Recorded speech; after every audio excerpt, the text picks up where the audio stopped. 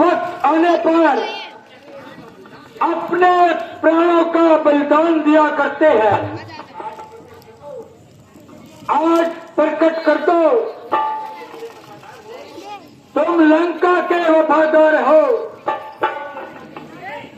और युद्ध भूमि में शत्रु का सिर हो अथवा तुम्हारी तलवार हो।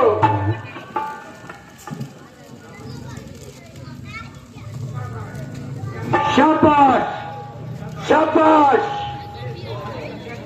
मेरे सौभाग्य का क्या ठिकाना है जिसका एक एक बहादुर मरने मारने को तैयार है, तो हमारी विजय में क्या इंतजार है।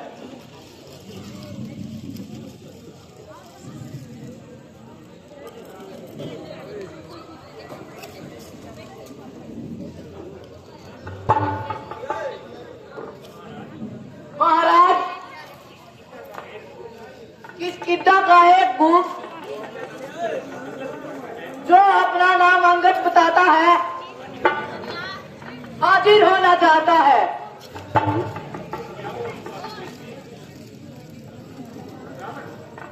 जाओ उसको आदर सहित यहाँ पर लेकर आओ।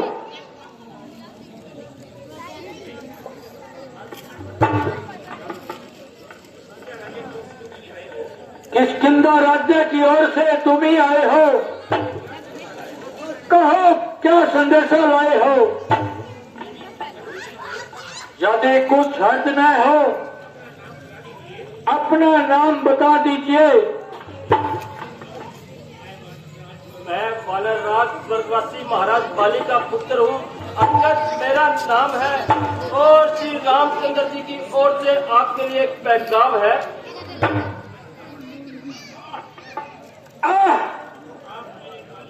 आप मेरे मित्र बाली के पूत हो, कहिए खुश तो हो। आपकी मेहरबानी है।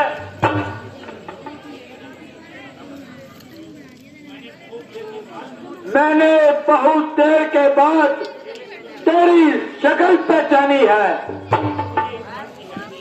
मुझे इस बात की हैरानी है कि आपने यह नीच काम करने की क्यों ठानी है। आप मुझे कुछ भी कहे, मैं आपके कहने का कब पूरा मानता हूँ, बल्कि इन सब बातों को सहन करते हुए भी आपको समझाना अपना कर्तव्य मानता हूँ, क्योंकि आपके और मेरे पिताजी के न केवल गहरे संबंध थे, बल्कि आप दोनों एक दूसरे के मेहरबान भी रह चुके हैं। और जहां तक मुझे याद है, आप उनके कुछ काल के लिए खास मेहमान भी रह चुके हैं। मेरे पास इतना टाइम नहीं जो तुम्हारी लेक्चरबाजी सुनता रहूं। कुछ अपना अभिप्राय भी जानते हो या वक्त ही बातों में जग मारना जानते हो। मुझको श्री रामचंद्र जी ने इसलिए आपके पास भेजा है कि आप इस प्रकार के खून बहाने से बाज आ जाए और व्यर्थ में ईश्वर की सृष्टि का लहू न बहे। मैं आपको विश्वास दिलाता हूं, यदि आप माता सीता जी को उन्हें सौंप देंगे और प्रार्थना कर लेंगे तो वे आपका अपराध अवश्य माफ कर देंगे। बस बस, अरे मत लगाम, जरा अपनी जबान को थाम, क्यों इतनी पक पक लगाई है?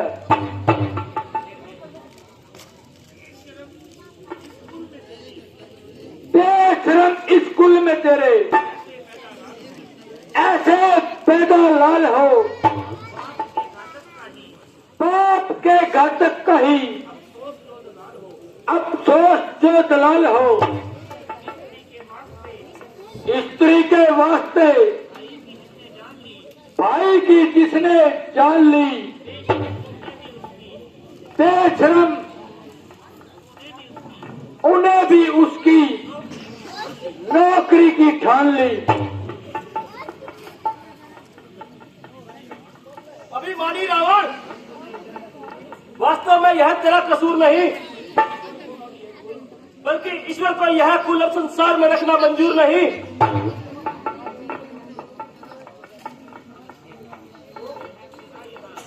शोक है मेरा यहाँ आना ही बेफायदा हुआ,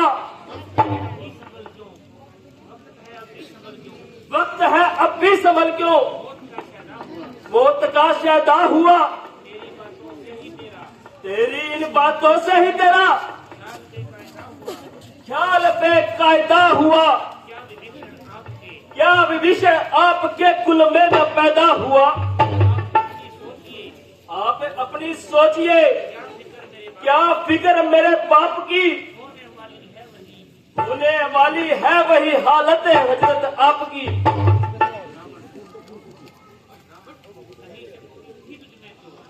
नहीं सकती थी तुझ में तो मेरे पास आ जाता, तेरे बाप का बदला एक क्षण में दिला देता। यह पीछे से फिक्र करना, मुझे बदला दिलाने की कोई तजवीज कर पहले तू अपनी जान बचाने की।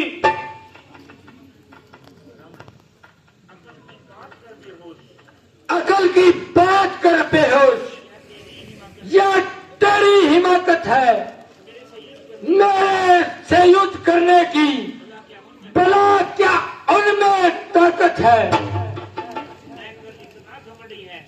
नहकर इतना घमंडी है, जहाँ एक रोज फानी है, किले से आला हो गुजरे न बाकी निशानी है। परे हट दूर हो जाओ, क्यों मुफ्त में कान खाए हैं, तेरे जैसे बच्चे तो मैंने पढ़ाए हैं।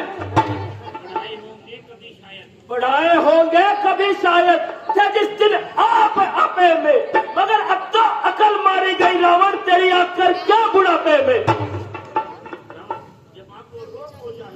जबा को रोक हो जाहिर, ज्यादा बक लगाई है, किसी पे कल ने तुझको अकल भी कुछ सिखाई है।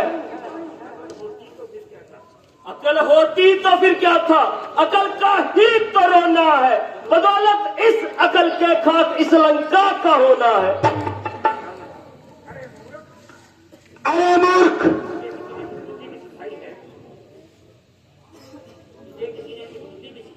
तुझे किसी ने कुछ बुद्धि भी सिखाई है, या आज तक यूं ही पशुओं में उम्र बिताई है? हाँ हाँ, अब जान आया, बुद्धि कौन सिखाए, कौन पढ़ाए, कौन सिखाए। पिता का साया तो सिर पर से जाता रहा, चाचा को क्या मतलब, मैं तुझसे अपनी चाकरी कराता रहा, फिर तू इतना बदतमीज हो गया। खैर मैं तो बदतमीज ही सही, किंतु बुद्धि तो ठिकाने आपकी भी ना रही। मेरे लिए तो पिता और चाचा का दर्जा एक समान है, और चाचा जी की सेवा करने में मेरा कौन सा अपमान है। औरों के घर के झगड़े ए रावण ना छेड़ तू, तुझको पराई क्या पड़ी अपनी निबेड़ तू। जिस समय रामचंद्र जी के बाण तुम्हारी इस लंका पर बरसेंगे तो आप एक एक सांस को तरसेंगे। क्यों आपकी यह बुद्धि मारी गई है? कुछ तो समझकर बात कीजिए और आप अपनी इस हट को त्याग दीजिए।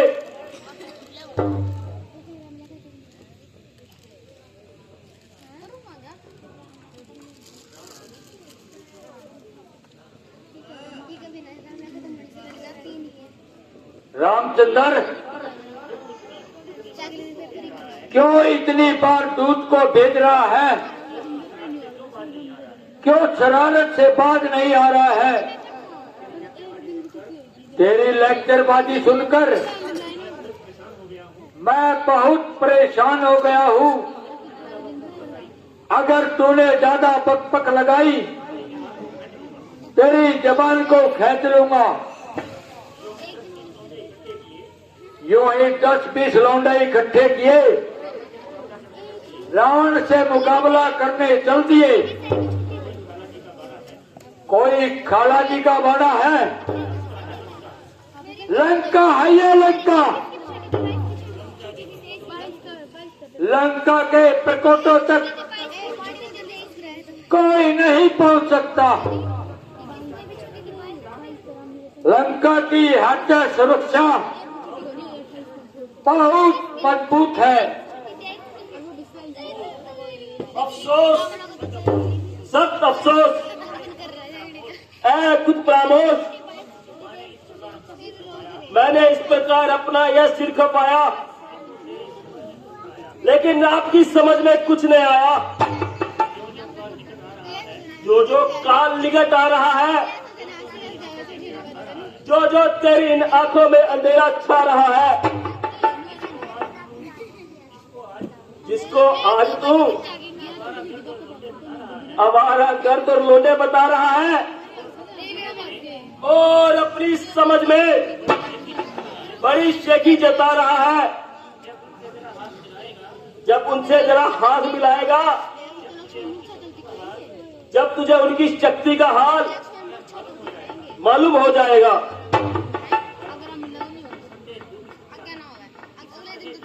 निस्संदेह तू भी सच्चा है, क्योंकि तू अभी बच्चा है और युद्ध विद्या में अभी कच्चा है। इसलिए तेरे समीप रामचंद्र से बढ़कर पृथ्वी पर कोई मजबूत नहीं। किंतु यह ध्यान रख, सारी पृथ्वी अंगद जैसी कपूत नहीं। मैं रावण हूं, रावण।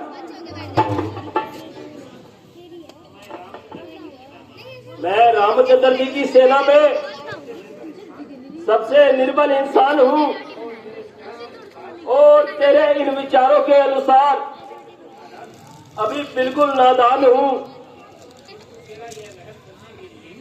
किंतु तेरा यह वहम दूर करने के लिए अपनी शक्ति का साधारण सा चमत्कार दिखाता हूँ और अपना यह पांव पृथ्वी पर जमाता हूँ। तेरे शूरवीरों में जो अधिक बलवान हो आए और मेरा पांव पृथ्वी से उठाए। यदि किसी योद्धा ने तेरा पांव पृथ्वी से उठा दिया तो तुम्हारी जीत और हमारी हार है, अन्यथा इसकी मृत अवस्था में सीता जी को श्री रामचंद्र जी के पास पहुंचा आना और किसी प्रकार की युजक ना मिलाना। जो है हिम्मत? हाँ हाँ, मुझे ये शर्त मंजूर है